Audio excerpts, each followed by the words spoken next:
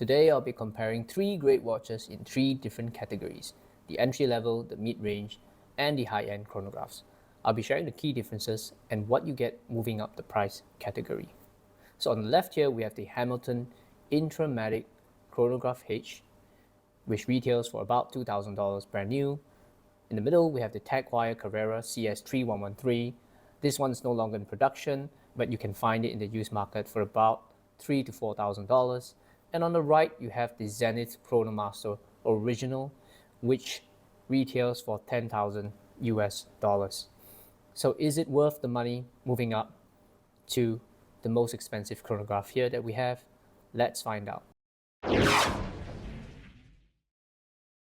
So before we continue to the video, if you like this kind of content, do remember to like and subscribe to the channel.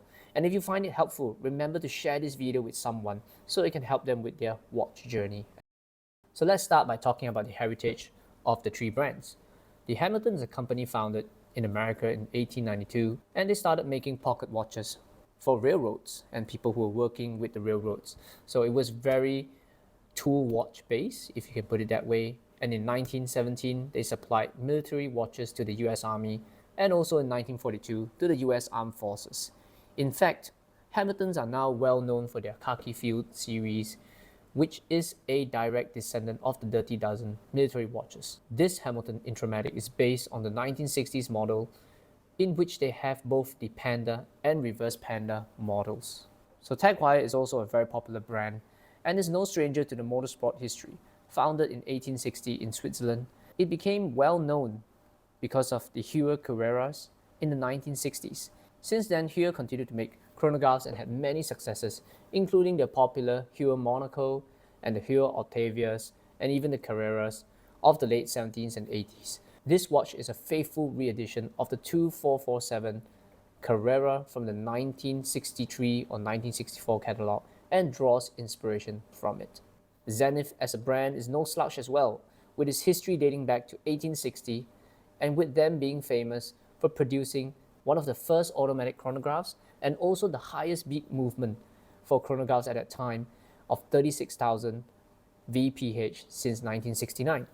This technical achievement was so important and significant that Rolex decided to use them in their own movements for many years in the Rolex Daytonas from 1988 to early 2000s. And this Zenith watch is a direct descendant of the 1969 A386 design and is a faithful one at that.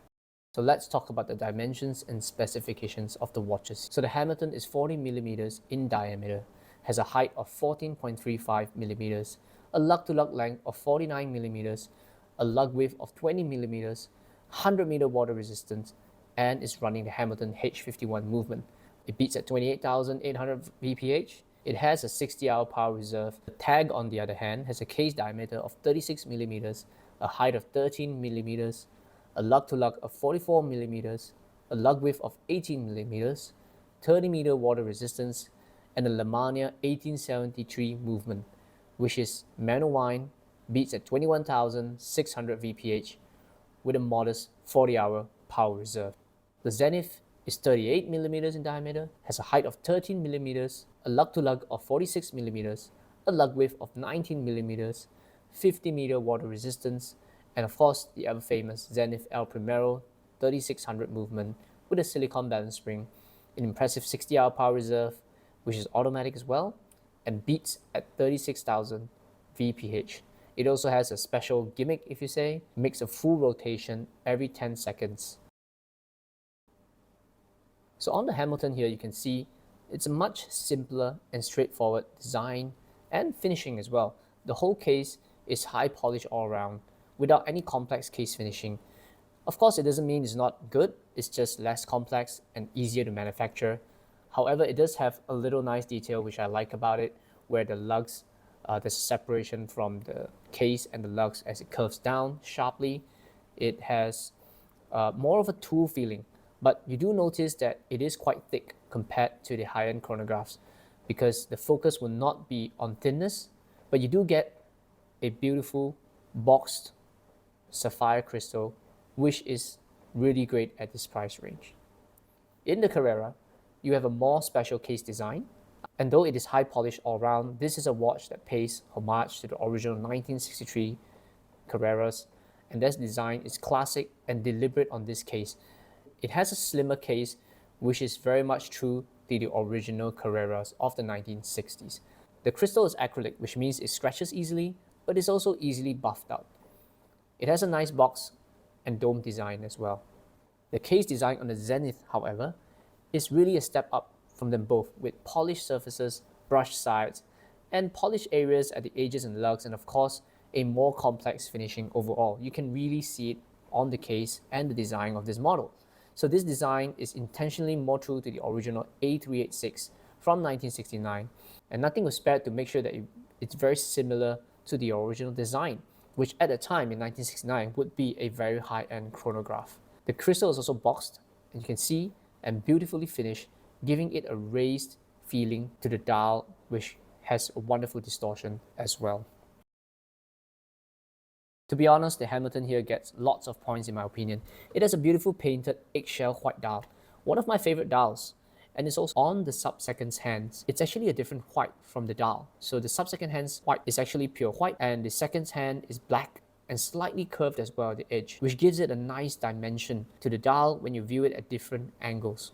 Where it doesn't stand up quite as much and you start seeing what you're paying for is when you put it under magnification and you see it up close. You can see some bleeding on the text on the dials because these dials are painted dials. And that's where you see a difference from the lower to the mid-range and the higher up chronograph dials. The Carrera is similar to the Hamilton. The sub-dials are recessed and the sub-dial placements are perfect, almost similar or identical to the 2447 Carrera that came in 1963. It is very well balanced and the symmetry is just amazing. You get the silver tension ring detail, white seconds hands, and something very cool is the way the white second hands curve dramatically at the end, a very neat vintage feature. And under magnification is better in terms of dial finishing, but not so for the hands as well.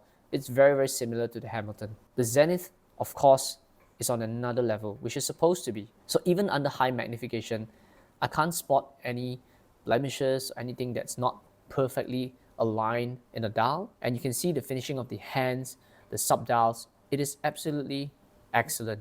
I'm not able to spot any flaws, and even the date window is well framed with a double step down and matching color to the dial.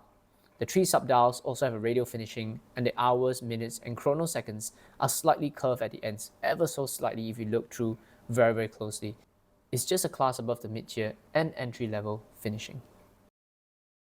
Now before I start comparing the movements, let me just say that a chronograph is actually a complication or a complicated movement.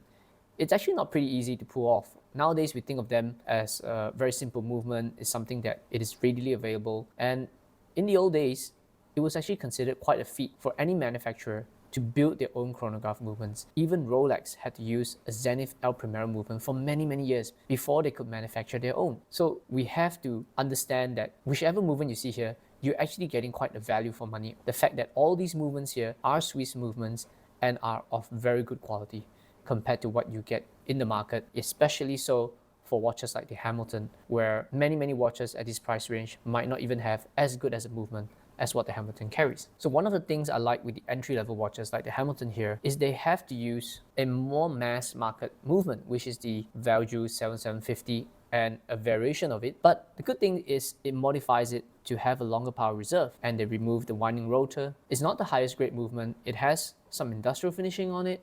It has no chronometer certification, but it's a pretty solid movement overall. This is expected at this price range because you can't expect an in-house movement for this watch, but it doesn't mean that it's not a good movement. Like I said, it is an in-group movement and it has been modified. That's why it's the H51 movement. And I believe the modifications in Hamilton do improve it, including the power reserve of this watch, which brings it up to 60 hours compared to the normal one. The movement on this Carrera here and this special edition Carrera is more nostalgic and has an old school charm.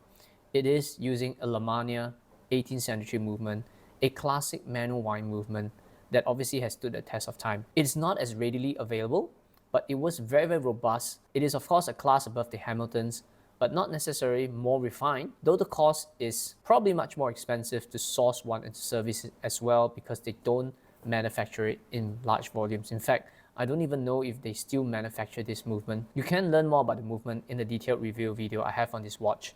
You can always click up there or watch the link in the description where I talk in detail about this specific Carrera model. So what you do pay for at the upper end of this segment here in the movement category really goes to the Zenith movement, because it is based on the legendary El Primero movement.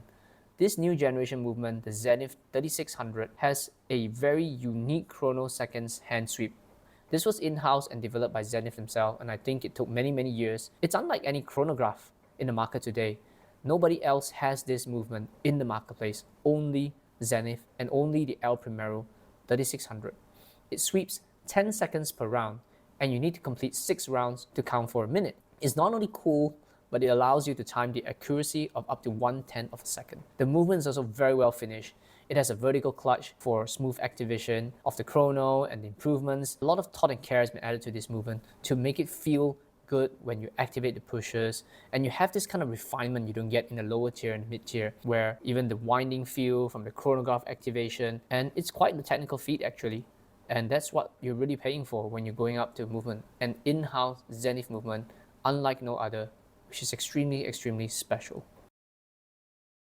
At the end of the day, all 3 watches here to me are great in their own categories, with all 3 having excellent heritage, a story behind the watches, and they are extremely well made in their own categories. You can't go wrong with any of these watches, and you don't actually lose that much moving up to the higher tier. But of course, if you want something special, you'll probably want to go for the Zenith tier, and it depends on whether you find the price difference is worth having that special movement with the best finishing possible and a watch with lots of heritage as well. Like I always say, watch collecting is not so much about the technical details and specifications, but it's really how they make you feel when you put the watch on your wrist. If you've watched till the end, thank you very much for supporting the channel. I hope you enjoyed this video.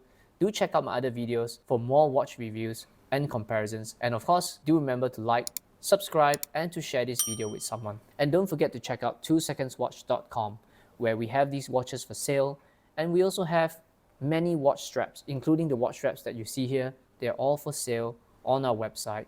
And if you use the special code in our description, you'll be able to get a discount of any watches and watch straps that you purchase for supporting the channel. Thank you very much, and you have a great day. You have a great week.